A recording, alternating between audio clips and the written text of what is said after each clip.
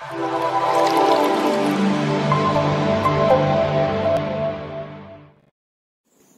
everyone, welcome to another session. As most of you may be knowing what this device is called, for people who don't know, this is called as a multimeter.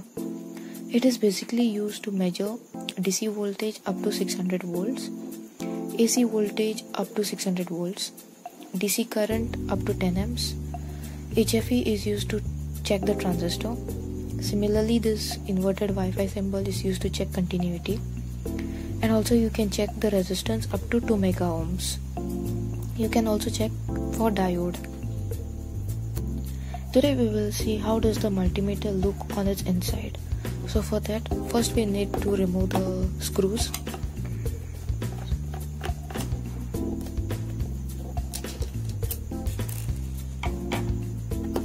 And then open it.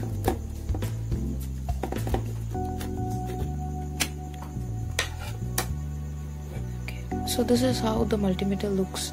This is a 9-volt battery which is used to power up the multimeter. This is a shunt resistor which is connected between the common and the 10 amp knob. So when you're measuring the 10 amp current, the current flows through this wire and there's a voltage drop across it which is measured by the multimeter. You also have a 200 milliamp fuse, and then this is called a buzzer. This buzzer is connected to a op-amp IC. So basically when you are doing the continuity test, you get the beep sound which can be heard from this buzzer, and the beep sound is generated by this op-amp IC which is LM358P. The resistance reading is controlled by the PTC, that is this one, which is MZ3. So in case you are getting any faulty readings when you are measuring the resistance, then you need to check whether MZ3 is functioning properly or not. This is called the Variable Potentiometer, which is used to calibrate the multimeter. So when you are checking voltages, if you are getting a wrong voltage, then you must calibrate this potentiometer again. This IC is used to perform the screen related task. Okay, now let's see what lies on the other side. For that, first you can see that there are 3 screws. One is here, here and here. So we need to remove them first.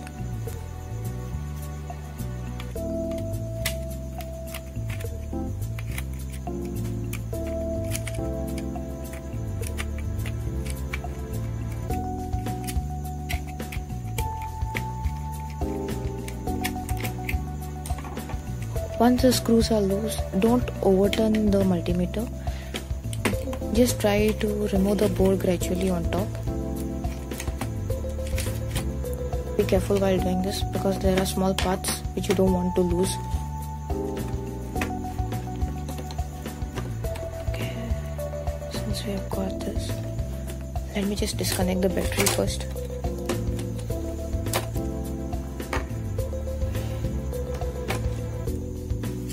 Okay, now as you can see, this is the front panel.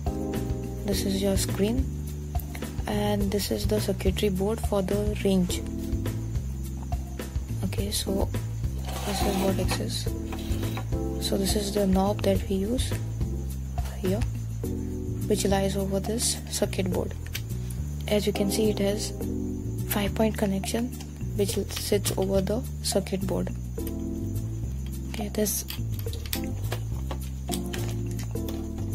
in this you can see it has 2 small ball bearings which you need to be very careful while opening.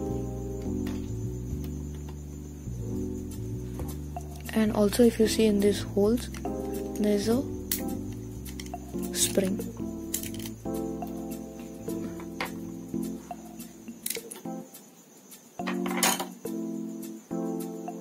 Yeah, this is the spring. Now the use of this is,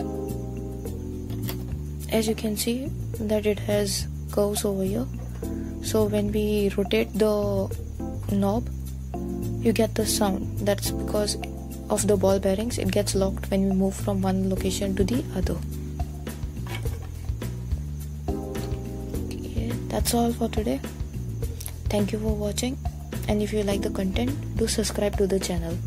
Thank you.